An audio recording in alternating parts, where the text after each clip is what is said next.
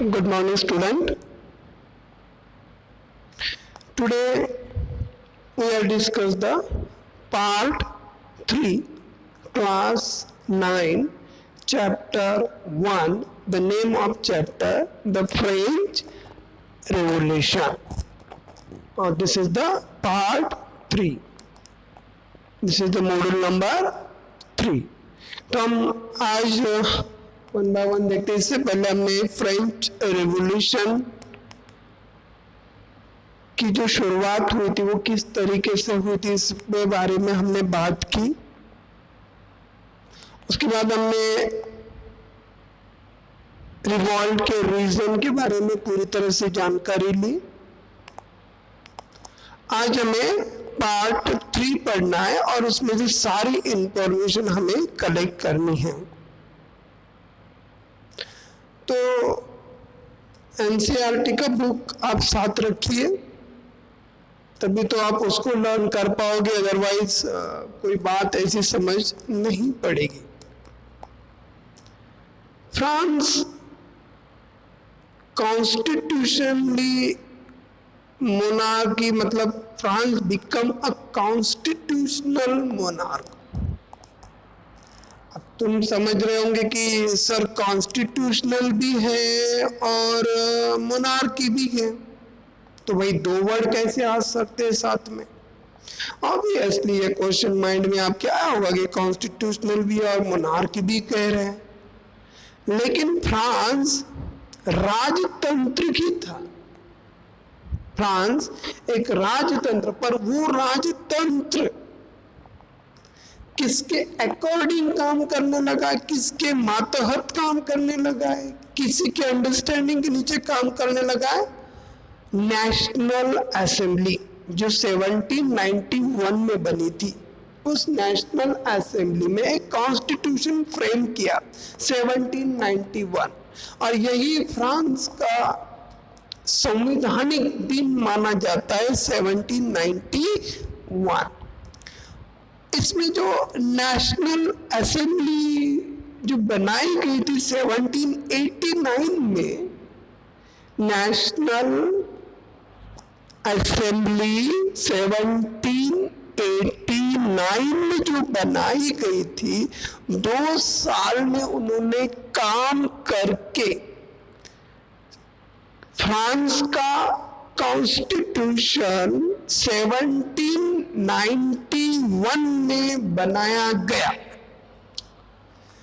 उसका main object क्या था, ये important. It is the main object. क्या था? To limit the power of monarch. This power instead of being concentrate in the hand of one person. उसका मुख्य उद्देश्य क्या था? सम्राट की जो पावर थी, जो राजा की जो पावर थी, उसको क्या करना था? सीमित करना था. मतलब क्या करना था? Limit the power of monarch. This power instead to being concentrate in one hand. अब जो सत्ता थी एक व्यक्ति के हाथ में ना रहती, मतलब not a single one hand, but the separated, assigned different institution. उसको अलग अलग इंस्टीट्यूशन में डिवाइड करना था, सेपरेट करना था, पावर शेयरिंग करनी थी जो एक दूसरे के साथ करते. अब पावर शेयरिंग में 3 चीजें आती है, ऑलरेडी मैं पहले बता चुका हूं. Executive, legislature and judiciary. What? And legislature, this is the parliament, जो लोग के द्वारा खुद वोट के द्वारा चुन के जो संसद में जाते हैं उसको हम पार्लियामेंट कहते हैं. जैसे इंडिया में लोकसभा, राज्यसभा, विधानसभा, विधान परिषद, ये सारी चीजें जो कहलाती है वो है पार्लियामेंट, और पार्लियामेंट को ही लेजिस्लेचर कहा जाता है. और executive IAS, IPS, IRS officer, जितने भी हाई कैटेगरी के लोग क्या परमानेंट रहते हैं, ये लोग परमानेंट एग्जीक्यूटिव रहते हैं, ये परमानेंट, कभी इसकी पोस्ट नहीं बदलती है, इसको आईएएस, आईपीएस, आईआरएस जैसी पोस्ट कहलाते हैं, वो एक बहुत मायने पोस्ट रखती है और इसको हम एग्जीक्यूटिव कहते हैं। मतलब एक लॉ बनाता है, लेजिस्लेचर का काम है लॉ बनाना, एग्जीक्यूटिव का काम है उस लॉ को इंप्लीमेंटेड करना, उस लॉ को जनता तक पहुंचाना, और जुडिशियरी का काम है लॉ में रही हुई खामियां को सर्च करते हुए लोगों के हित में खड़ा रहना, लोगों के पॉजिटिव वे में खड़ा रहना। ये है काम जुडिशियरी का। इन तीनों को, इन तीन विधायिका को सत्ता सौंपने की बात फ्रांस में कही गई थी। This made of France is a constitutional monarch। और ये फिगर आपकी बुक में 7 नंबर का जो फिगर आपके बुक में दिया है, जरा उसको देख लीजिए।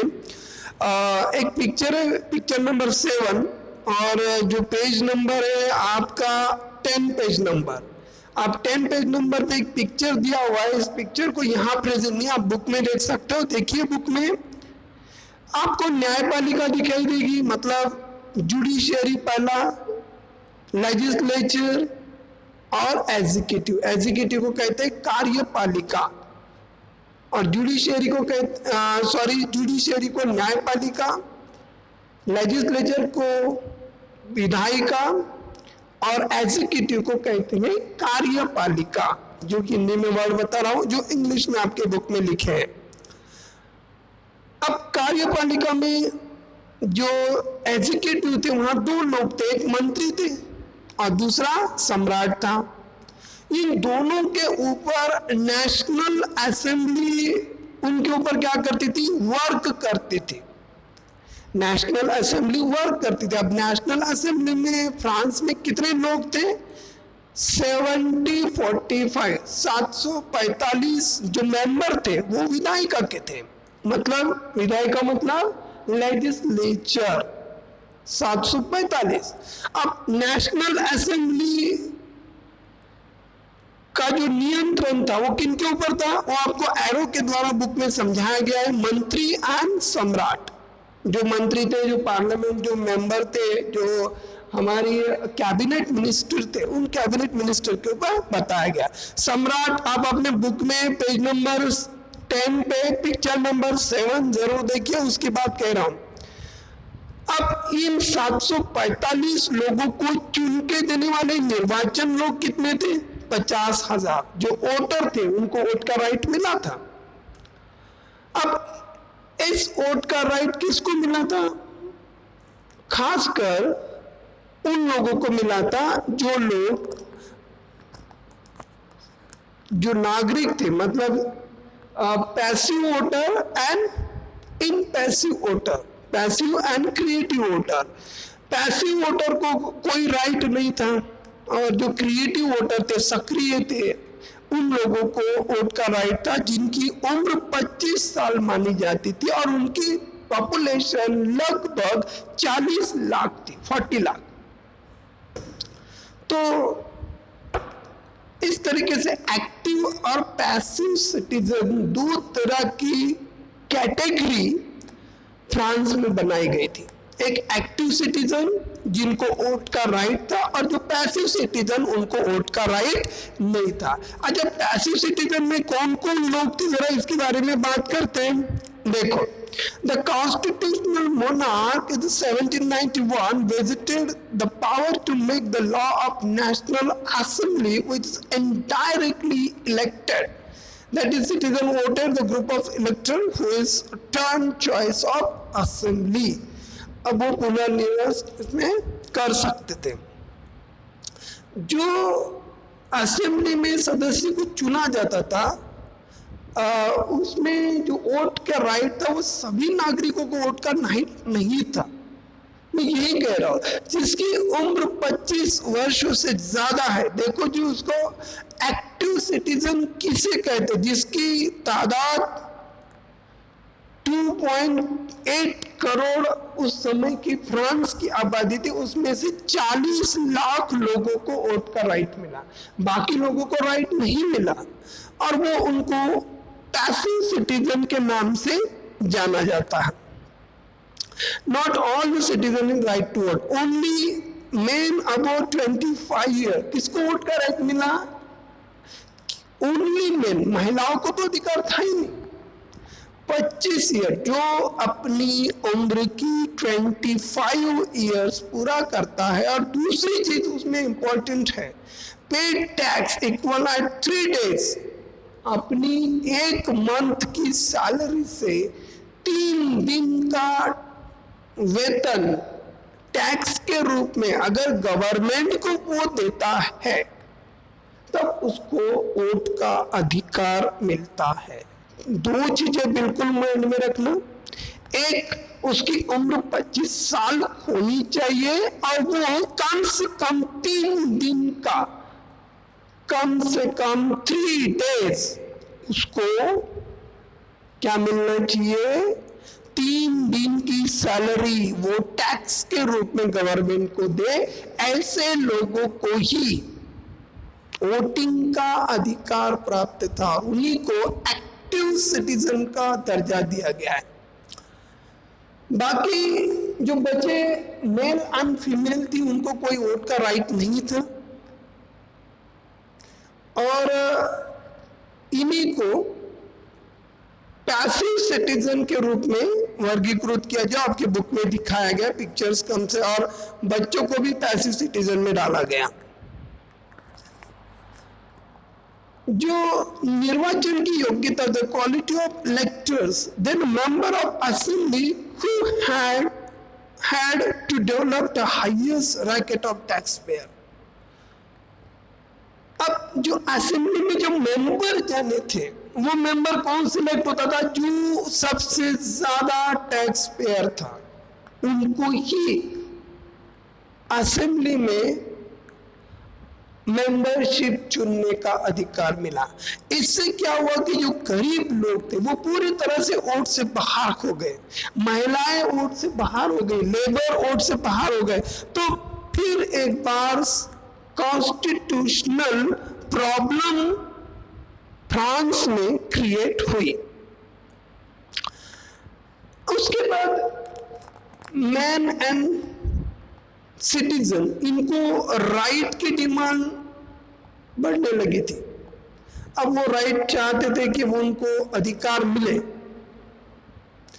वो अधिकार के लिए संविधान जो बनाया गया था 1791 में, उन्हें घोषणा पत्र अनाउंस किया गया, डिक्लेरेशन, उसको क्या कहते हैं? Declaration of right man and citizen.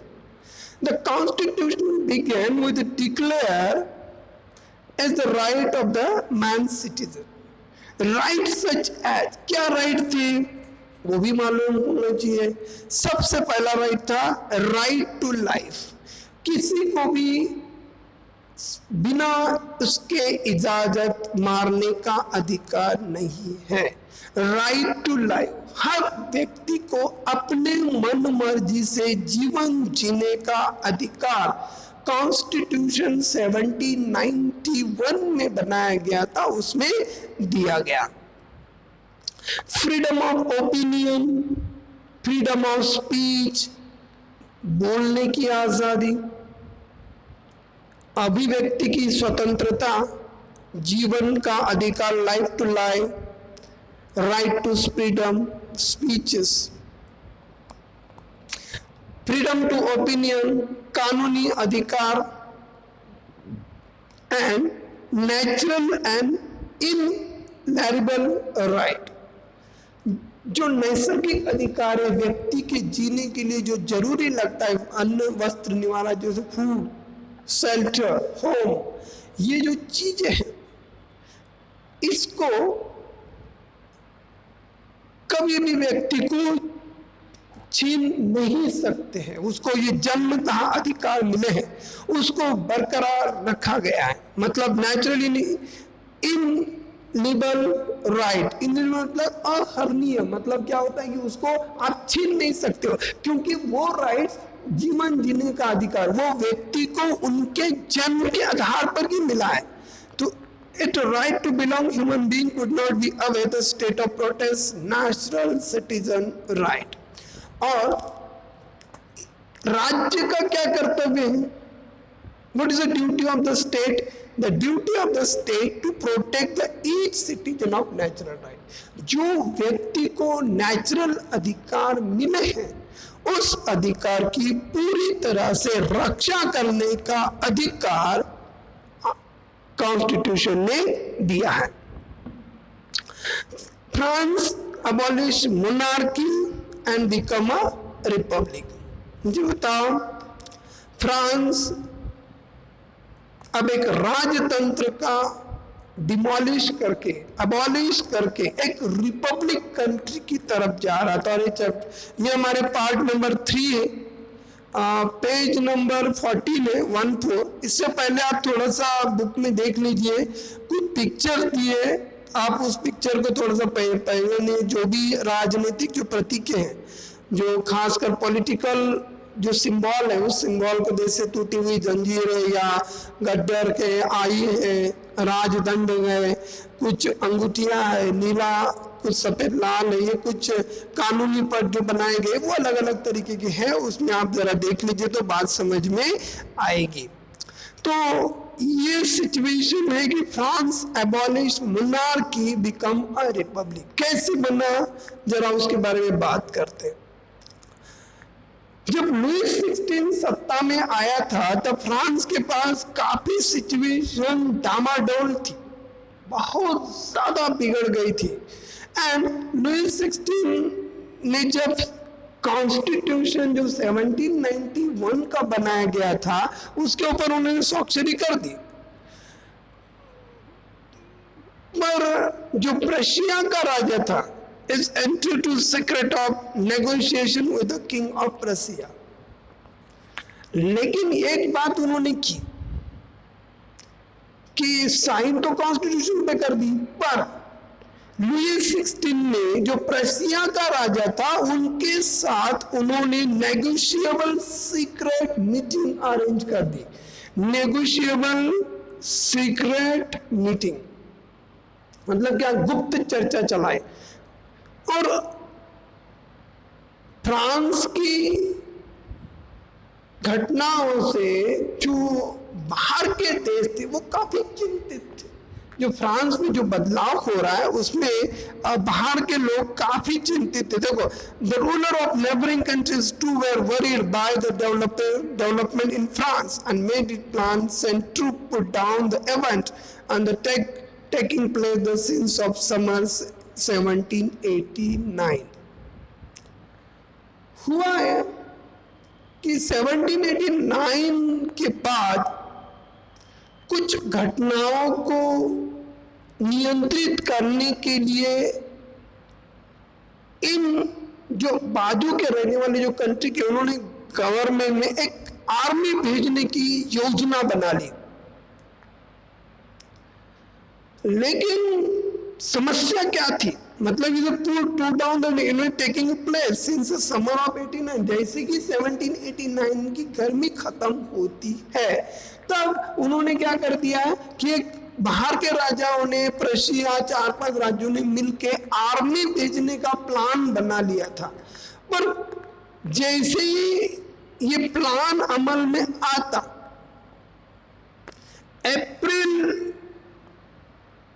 1792 में नेशनल असेंबली ने काम किया।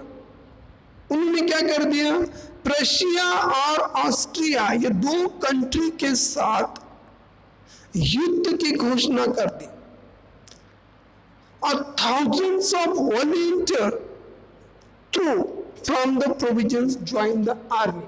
और हजारों लोगों को, फ्रांस के वहां नेशनल असेंबली ने हजारों लोगों को सैनिक में भर्ती होने के लिए कहा गया। अब इन्होंने इस युद्ध को, खासकर जो वॉर चल रहा था, इस वॉर को the saw this war of people against the aristocratic all over Europe. अब ये ऐसा युद्ध था, राजाओं के खिलाफ प्रजा का संघर्ष, मतलब राजा के खिलाफ प्रजा, मतलब किंग वर्सेस पीपल। जो खासकर वो किंग जो अरिस्टोक्रेटिक थे, राजतंत्र था, उस राजतंत्र के खिलाफ जो नेशनल असेंबली जो लोगों ने बनवाई थी, उसका संघर्ष माना जा रहा था। अब हुआ क्या कि जब ये युद्ध का रूप लिया, तब लोगों के जो जबान पर एक गीत था, उस गीत को मर्सिलाइज कहते हैं। बाद में यही मर्सिलाइज फ्रांस का नेशनल एंथम बना। ये किसने रचा था गीत? Roger D line. ये किसने गीत रचा था? Roger D line. He sung for the first time of the volunteer for Marseillaise and the march into Paris and bore its name. The Marseillaise is now the national anthem of France. अब Marseillaise ही France का national anthem बना। तो Marseillaise किसने लिखा था? Marseillaise लिखा था Roger D line.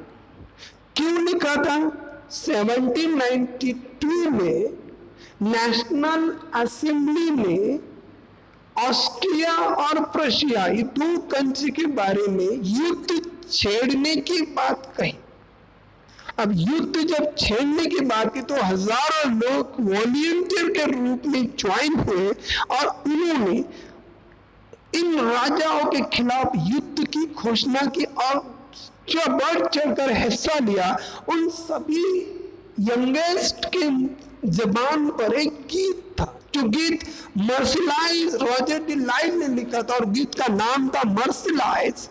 और वो मर्सिलाइज बाद में देश का, फ्रांस का नेशनल एंथम बना, जो आज भी बरकरार है। तो The Constitution of the 1791 gave the political right only the richer section of the society. Already मैं बता चुका हूँ कि किस तरीके से बात हुई है। जो the revolutionary was brought losses and economic difficulties of the people. जब ये युद्ध चल रहा था, तब फ्रांस की जो जनता थी, उसको बहुत सारा इकोनॉमिक लॉसेस उठाना पड़ा, इकोनॉमिक डिफिकल्टीज आई और वो बहुत सारी संकट से जूझ रहे थे। जब पुरुष लोग, जो main, while the men were away fighting at the front, women were led to cope the task of earning a living, looking there after their family. जब घर के पुरुष युद्ध में जाते थे, तब घर की जो रिस्पॉन्सिबिलिटी थी वो महिलाओं के ऊपर आई थी और महिलाओं ने अपने देश की सभी परिवारों को चलाने के लिए उन्होंने अपने कंधे पर परिवार को चलाने की रिस्पॉन्सिबिलिटी ली थी। आबादी का जो एक बड़ा हिस्सा था, मतलब is large section of population was convinced that revolution had to carry it further. Constitution 1791 gave the political right only to richer section of society. बहुत सारे आबादी के बड़े हिस्से को ऐसा लग रहा था कि क्रांति के सिलसिले को आगे बढ़ाने की जरूरत है, क्योंकि संविधान में 1791 में फ्रांस में जो कॉन्स्टिट्यूशन बना था, वो कॉन्स्टिट्यूशन अमीरों के लिए था, क्योंकि असेंबली में जाने के लिए सबसे ज्यादा टैक्स पेयर होता है, उसको एक्टिव सिटीजन का दर्जा दिया गया और उसमें से 40 लाख लोगों को ही एक्टिव सिटीजन का दर्जा मिला था, बाकी तो सारी इनएक्टिव थे, पैसिव सिटीजन थे। अब लोगों को लग रहा था कि नहीं, अब इसको चेंज करना चाहिए। Give the right to them and political club become an important rallying point people who have wishes to discuss government policies, plan own up action. अब क्या हुआ कि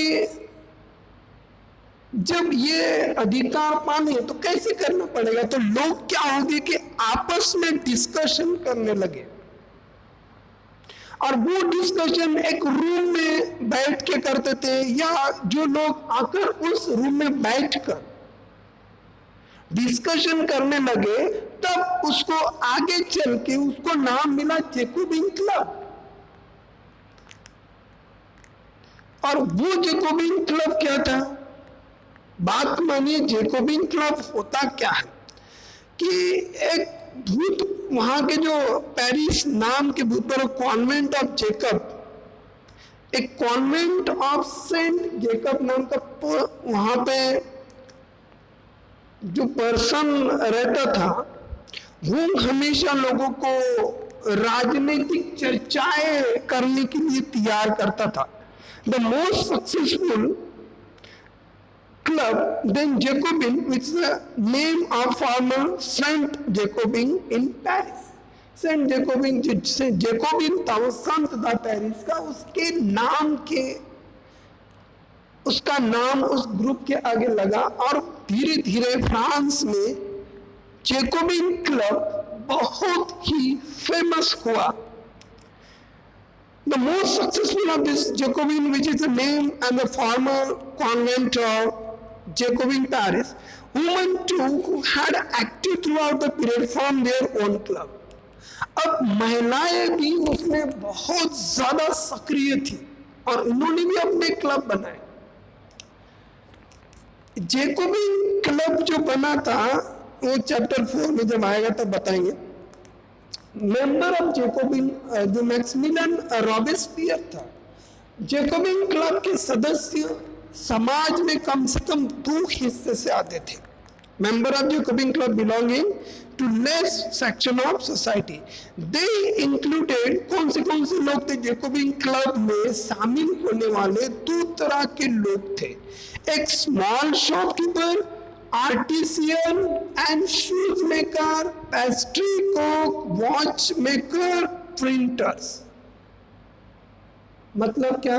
जूता बनाने वाले, दुकानदार, कारागिर, पेस्ट्री, घड़ीसाज, छपाई करने वाले नौकर, दिहाड़ी मजदूर, ये सारे लोग, wage worker, daily wages worker, ये सारे लोग जैकोबिन क्लब के सदस्य बने। जब जैकोबिन क्लब को बनाने के बाद उसका जो नेता था, उसका जो लीडर था उस समय का, उसको कहते हैं Robespierre Maximilian is a leader of Jacobin Club। और जैकोबिन ने एक बड़े वर्ग में, मतलब क्या हुआ कि उन्होंने कपड़े का सिस्टम लगाया था। आपके बुक में पेज नंबर जो दिया है 14, उसमें वो 2 पिक्चर आपको दिखाई दिए होंगे, आप बुक में जरा देखिए। The leader of Maximilian, a large group of among, as a Jacobin decided to start wearing long strip trousers and the dock worker। तो मतलब क्या था? जैकोबिन डिसाइडेड, उन्होंने डिसाइड किया कि भाई सभी लोगों को, जो लोग थे और महिलाओं को और इनको कपड़े, लंबी पतलून वाला कपड़ा, जो खासकर ट्राउजर पहनने के लिए उन्होंने तैयार किया। और समाज के जो अदर वर्ग थे उन्होंने क्या कर दिया, इसको अपने आप को उन समाज से अलग कर दिया गया, मतलब वो खुद ही अलग हो गए। They were set to themselves apart from the fashionable section of society, especially noble who row knee breeches।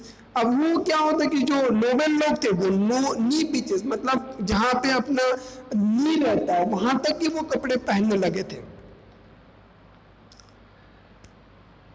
Was a way of proclaiming end of power।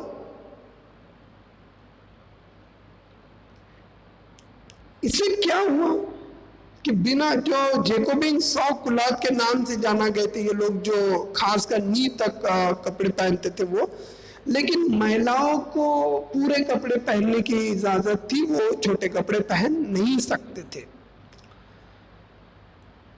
Was a way of proclaiming and of proclaiming wide wearless of knee, the Jacobin came to be known as sun clothing, और उसको नाम दिया गया सन क्लोथी, जो नी तक कपड़े पहनते थे और बाकी महिलाओं को उसमें अधिकार नहीं था। सन क्लोथर्स men wore the addition red cap is a symbolic liberty.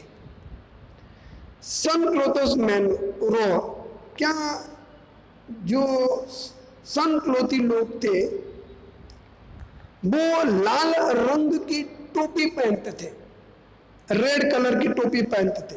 और ये रेड कलर क्यों? क्योंकि उस समय रेड कलर स्वतंत्रता का प्रतीक था, लेकिन महिलाओं को वो इजाजत नहीं थी। Women however were not allowed to do so.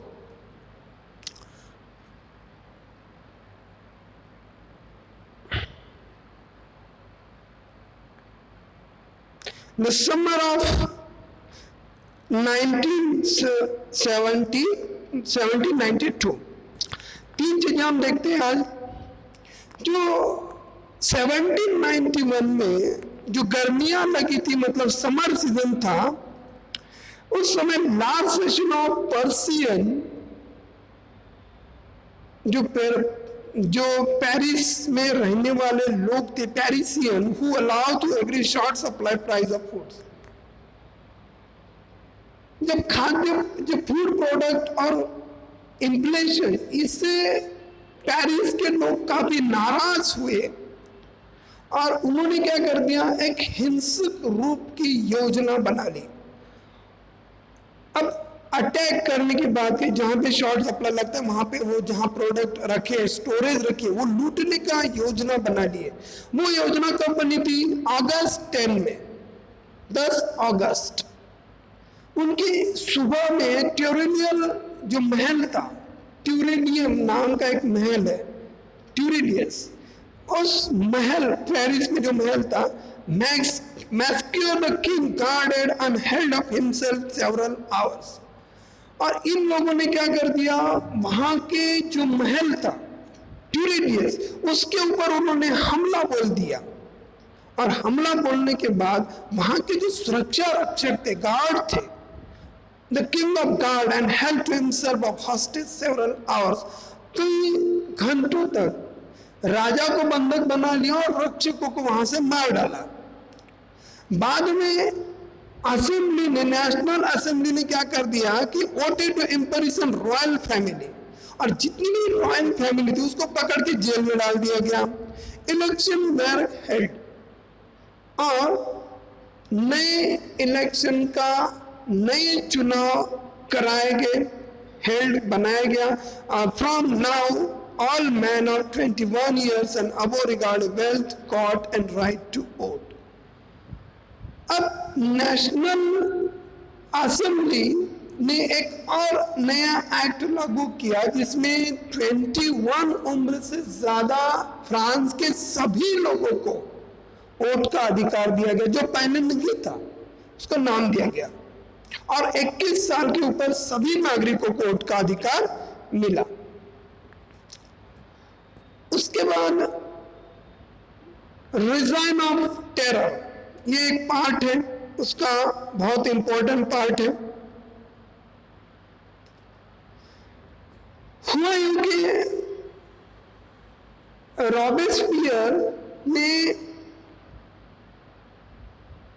Robespierre government issued the laws of placing a maximum ceiling of wages and price।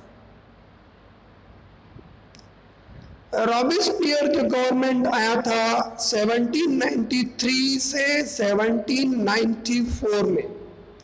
इससे पहली वाली जो घटना है, थोड़ा सा इसके बारे में बता दूं कि जब यह हुआ था, गणतंत्र बना था, लुई 16 को देशद्रोह के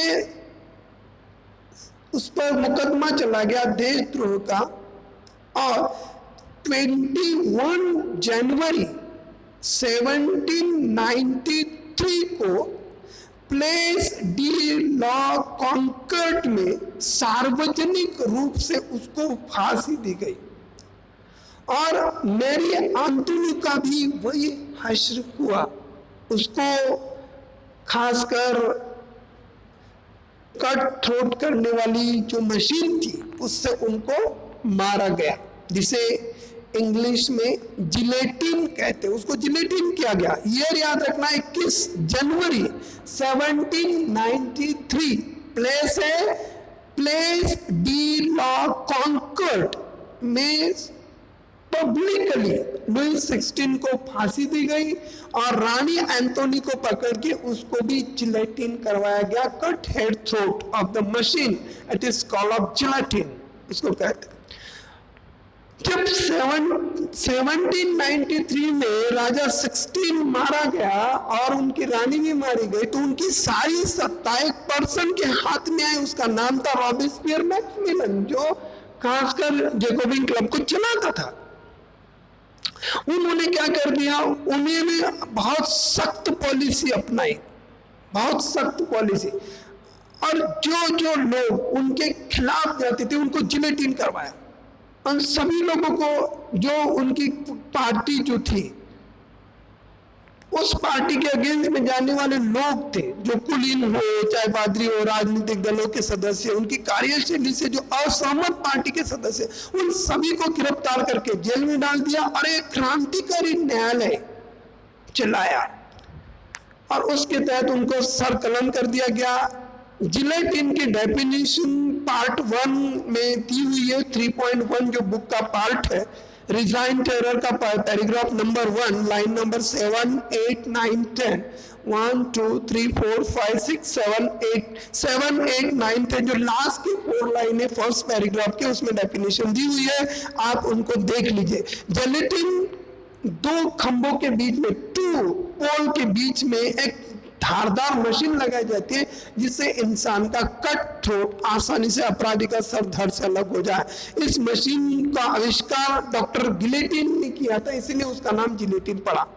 okay, Robespierre Maximilien government law the placing of मेनिंग्स maximum ceiling wages and price.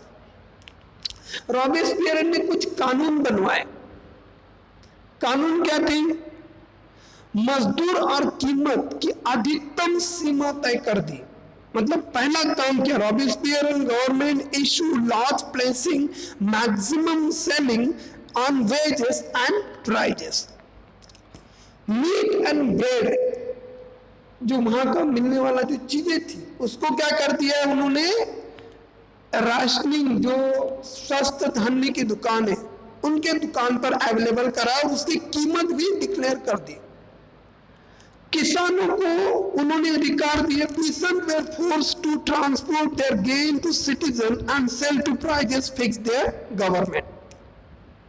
The government peasant were forced to transfer their gain to citizen and sell to prices fixed on the government। जो farmer की जो कीमत थी, किसानों को अनाज शहरों में जाकर बेचने के लिए उन्हें पूरी तरह से तैयार कर दिया गया। और जो महंगा आटा था इस्तेमाल पर रोक लगा दी गई। सभी नागरिकों को, जो खासकर equality to purchase sort of practice to form of speech addresses, तो किसानों को क्या कर दिया, जो सफेद आटे वाला जो महंगा आटा था उसको बंद करके साबुत गेहूं से बनी बराबरी का प्रतीक मानने वाली समता रोटी खाना, मतलब ईट टू पेन डिलाइट, ये फ्रांस के वर्ड है, उसको हिंदी में कह सकते हो इक्वालिटी ब्रेड, जो सबके लिए कॉमन खाने का इंतजाम, मतलब रोटी खाने के लिए उनको तैयार किया गया। उसके बाद जो लैंग्वेजेस थे, मतलब बोलने वाली speaking language, form of speech addresses instead of traditional वॉइसर, जो लोग आम दूसरे को एक दूसरे को जो बोलने लगे थे, उन्होंने एक कंपलसरी कर दिया महाशय और महोदय, जैसे अपन कहते ना मैडम और सर, इन दो वर्ड्स को, मॉइस्चर मतलब सर और मैडम मतलब मैडम, ये फ्रांसिस वर्ड है, दो वर्ड्स को उन्होंने कंपलसरी कर दिया। और जब मेल मेल को बात करते तो सर कह के बात कहेंगे, और मेल फीमेल से बात करेगा तो मैडम कह के बात करेगा। इस तरीके से दो वर्ड कंपलसरी कर दिए गए। चर्च को पूरी तरह से बंद कर दिया गया, चर्च कोई रखी नहीं, church is shut down and building covered it into barrack of office, और उनको सरकारी ऑफिस बनाया गया। रॉबिस्पियर ने इस पॉलिसी को इतनी सख्ती से लागू कर दिया, Robespierre pursued the policy relatively supportive began demand modernisation, और इससे उनके समर्थक क्या हो गए, त्राही करने लगे। मतलब आप सपोर्ट, अब उनके मन में सब लड़ाइयाँ, और finally support become demand modernisation. अंत में हुआ यूं कि जुलाई 1794 में वहां की जो नेशनल असेंबली की जो जुडिशियरी थी, उन्होंने रॉबिस्पियर एंड मैक्सिमिलियन को दोषी करार दिया, और फिर अगले ही दिन उसे रॉबिस्पियर एंड मैक्सिमिलियन को मार दिया गया, जिलेटिन करा दिया, उसका सर धड़ से अलग कर दिया गया। This is the punishment. So this is the overall third part of the chapter. आज हमने बहुत सारी चीजें देखी, right to man of citizenship, then France abolish monarchy कैसे बना, प्रशिया जब युद्ध चला, युद्ध में कैसे लोग पार्टिसिपेट हुए, उन्होंने जो मर्सिलाइज गीत गाया, और गीत गाने के बाद उन्होंने ये अपने देश को आजाद करने के लिए प्रयास किए गए। उसके बाद कॉन्स्टिट्यूशन 79 में राइट टू वोटर, जो श्रीमंत अमीर लोग थे उनको वोट में हक करके वन वोट वन वैल्यू कैसे बना, इसके बारे में हमने स्टोरी पढ़ी।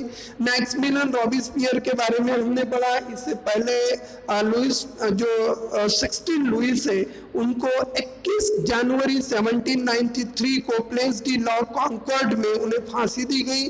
रानी एंटोनी को भी वही फांसी दी गई। फिर रॉबिस्पियर और मैक्सिमिलियन का आया, जिसमें खासकर आतंक राज माना जाता है, बहुत इंपॉर्टेंट है पार्ट। और उन्होंने कुछ लोग जो पार्टी के अपोजिट थे उसको पनिशमेंट कर दिया, और जो लोग उनके साथ थे उनको सपोर्ट कर दिया। सभी नागरिकों को उन्होंने कुछ चीजें उन्होंने इम्प्रूवमेंट करने की कोशिश की, जिसमें वेतन पेमेंट वगैरह निश्चित कर दिया, खाने पीने की चीजें राशन दुकान पे अवेलेबल करा दी, चर्च बंद कर दिए गए, चर्च के अधिकार छीन लिए गए। इनको अधिकार इतने ज्यादा मात्रा में उसमें इस्तेमाल किए थे कि लोगों को अब उससे घृणा होने लगी थी। बाद में नेशनल असेंबली, उन्होंने नेशनल असेंबली में उन्हें दोषी करार दिया गया, और उस दोषी में उन्हें पनिशमेंट मिला। जुलाई 1794 में उन्हें पनिशमेंट मिला, और उसे फांसी दी गई, उसे सर का धड़ से अलग कर दिया, जिलेटिन कर दिया। सो this is the third part of the chapter. अब नेक्स्ट डे देखेंगे फोर्थ